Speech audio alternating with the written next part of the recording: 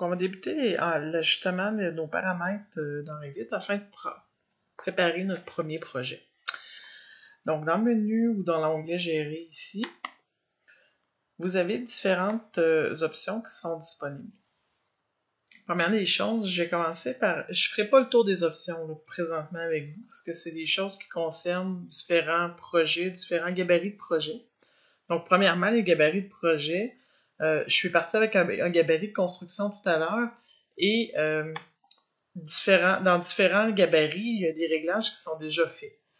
Par exemple, si je prends un gabarit de structure, au niveau du centre des vues et des vues qui sont déjà prévues dans Revit, c'est pas la même chose que dans les gabarits de construction ou dans les gabarits d'architecture. Dans ce cas-ci, le gabarit de construction, il y a déjà des pré-réglages qui sont faits aussi au niveau de la représentation graphique des objets. Donc, quand je vais faire des vues en plan, dans la deuxième partie de la formation, Revit va déjà savoir que le mur, il faut qu'il soit tracé avec des contours extérieurs plus foncés, puis que les cloisons intérieures doivent être plus pâles. L'intérieur de la cloison, pardon, doit être plus pâle. Donc, la gestion des objets paramétriques comme ça se fait déjà dans les gabarits. Donc, c'est déjà des réglages qui sont faits. Il y a possibilité de se créer des gabarits de projet.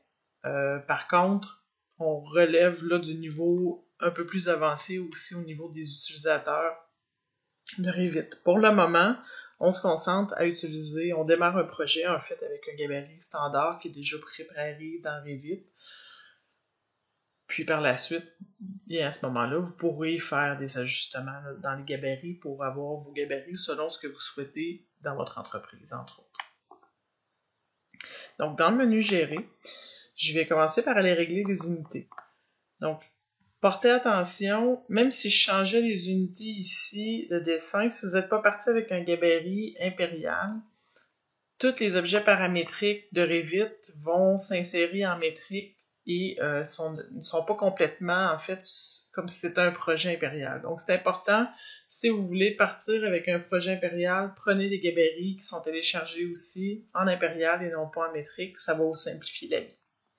Dans ce cas-ci, le projet va être travaillé en métrique, donc, ce que je veux juste valider, c'est est-ce que mes unités de dessin de longueur sont utilisées en millimètres ou s'il était réglé autrement. Donc, je vais le valider, je vais vérifier. Si je veux avoir des arrondissements au niveau des décimales, je peux l'ajuster ici.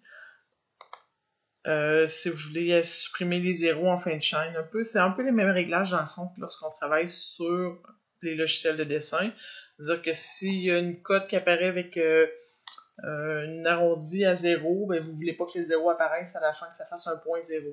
Donc, c'est ça ici, en fait, qu'il faut déterminer qu'est-ce que vous voulez faire comme réglage dans les formats des unités.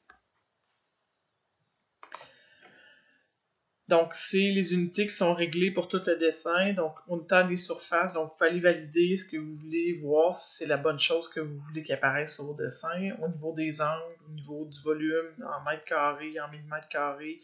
C'est-à-dire, donc, vous déterminez ce que vous voulez que le réglage soit fait, comment le réglage soit fait dans votre fichier de dessin.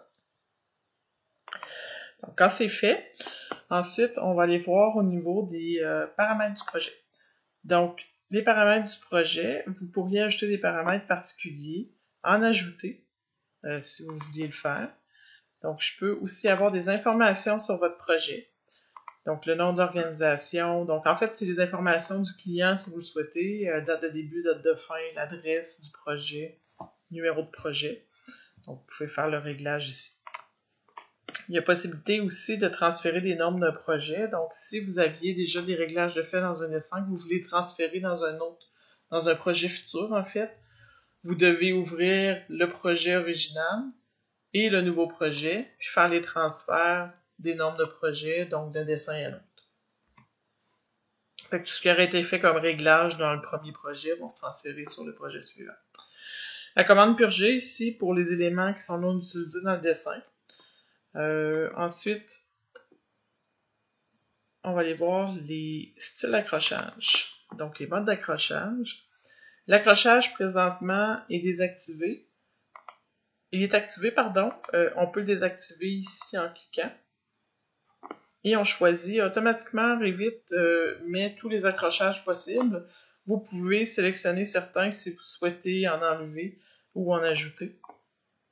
Et les raccourcis clavier utilisables sont disponibles à côté de chacun de ces raccourcis-là. Donc, ils sont identifiés ici. Par expérience, je vous dirais que personnellement, je ne touche pas beaucoup à ces accrochages d'objets-là. Habituellement, j'évite les jarbiers. Par contre, si vous voulez faire quelque chose de particulier, des fois, c'est intéressant d'aller en spécifier un manuellement, donc vous pouvez le faire avec les raccourcis. J'ai pas abordé la question précédemment dans le vidéo précédent concernant les raccourcis clavier. Contrairement à d'autres logiciels, celui-ci, on va utiliser très très peu les raccourcis clavier. Je vous dirais pratiquement tout se passe dans le ruban en haut, puis dans la bande verte dans le haut de l'écran. Il y a très peu d'informations qui sont données ici dans le bas de la page, donc dans la ligne de commande.